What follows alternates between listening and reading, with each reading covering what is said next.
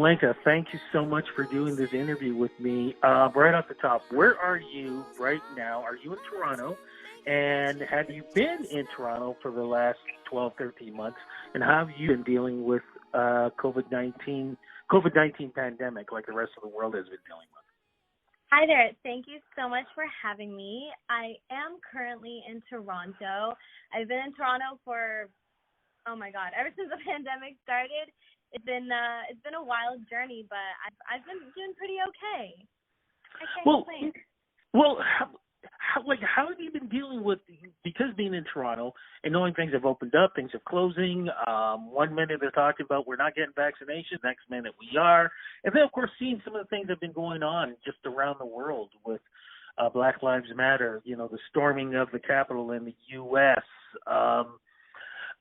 Wear a mask, don't wear a mask. Karen, Kevin, I mean, I can just keep going on and on with this. So many things happening in a span of 12 or 13 months. How have you been coping mentally and personally seeing all this stuff? Oddly enough, I think in order to kind of maintain my mental sanity, I've been actually not watching the news. I, of course, see everything on Instagram, especially with the Black Lives Matter and everything like that. That's just stuff that you can't ignore. So, of course, you're entitled to, I believe, support causes such as that. But in terms of the pandemic and numbers, I believe that just causes chaos in your brain. So I've just been trying my best to stay safe, stay at home, leave when I need to, and wear a mask everywhere I go. And I've been doing pretty okay with that, working on my music and that's been definitely keeping me sane. I've been checking out your Instagram. I've seen posts going up with you in the recording studio. That seems like a second home for you. Oh my God, yeah. I have a home studio, and I record all the time at home. Like anytime I'm sad, happy, angry, no matter the emotion, I just immediately hit the mic. And sometimes I release it, sometimes I don't. But it's definitely a safe space for me. Well, one of the big things that we're going to be talking about, of course, is you have a new single out. We want to get into that. But I also want to get into the fact of the love of music. Where did that begin for you? Yeah, so my mom and dad were actually in a band together. I pretty much grew up around music and musicians and everything.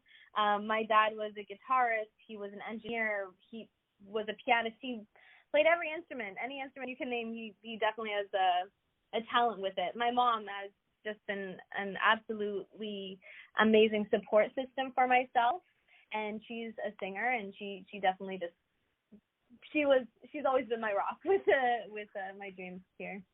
So when you told them you're going into the family business, what were their thoughts? I mean, what did they say about good and bad about it? Honestly, they've always known that I've wanted to be in the music business. I knew since I was honestly since I could talk, so it wasn't really a surprise. So they've always just been supportive, and they haven't really told me the bad things because they weren't necessarily in the actual industry. So I've had to learn about the struggles myself, really. They just encouraged me to go for it. Now, the style of music is sort of like a pop R&B kind of thing. Why that genre of music? It's really what just speaks to me. I love stuff that touches the soul, but I also love messing with sounds. I went to school for music production, so I built a love for sound engineering, and I actually work with my producer after party very, very often. And him and I actually took the same program at Fanshawe called MIA. And when the moment we put our brains together, magic just comes into the studio. We sound engineer, we warp different instruments and sounds and make it sound almost inhumane. So I'm very excited for my future projects as well, because that's where it really truly comes out. Now, Fanshawe, of course, being one of the best schools to go to in the country, I think in North America. Why was that important for you? And I think this is a great message to put out there, because a lot of people feel like, I can sing or I can write, but you basically went to school for this to make sure that you understood other things. Can you talk a little bit about that, please? Because I think that's so important for longevity in this industry. Absolutely. I think definitely when you know what craft you want to go into, the more you know, the better, right? So I want to be able to speak the language of my producer. I don't want to say, hi, make my voice sound more blue or something like that. I want to be able to say, you know, crank the high end, do all this, you know, use the actual technical terms and actually have my hands in the mud when it comes to starting a project. And that way I can probably say I co-produce all of my stuff. That always works, but what also works too are stories. What kind of stories do you like to tell through your music? What kind of stories? Oh my. Yes.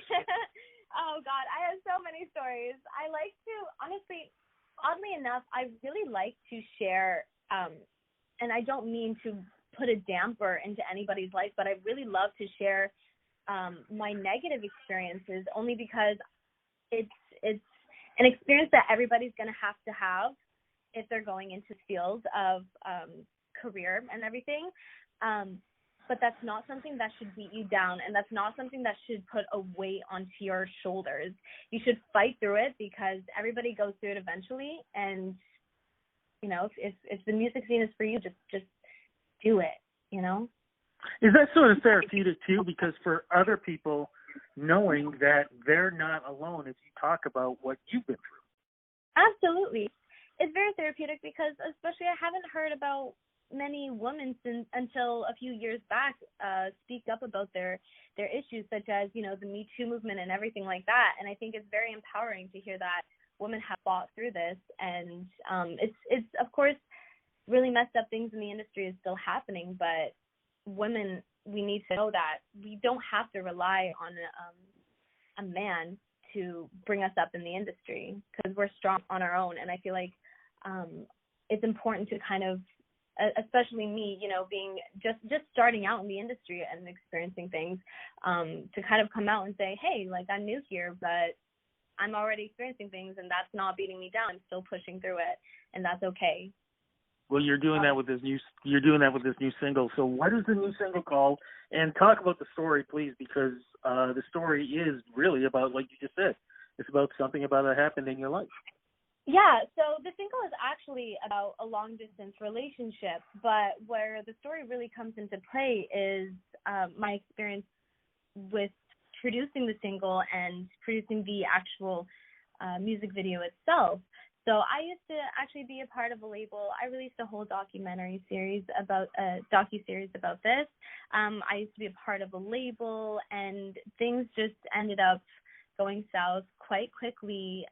He was harassing me, and he pretty much was just making me very uncomfortable with the way that he was treating me, and he gaslighted me incredibly, and it definitely made this project so difficult. Not only that, but then I was also scammed for a whole music video. So my music video that is out now is actually my second take of the music video. So it was definitely a tough journey, but with the support of my friends and my family, I was able to make it through and kind of fight through the bricks that were put in my way.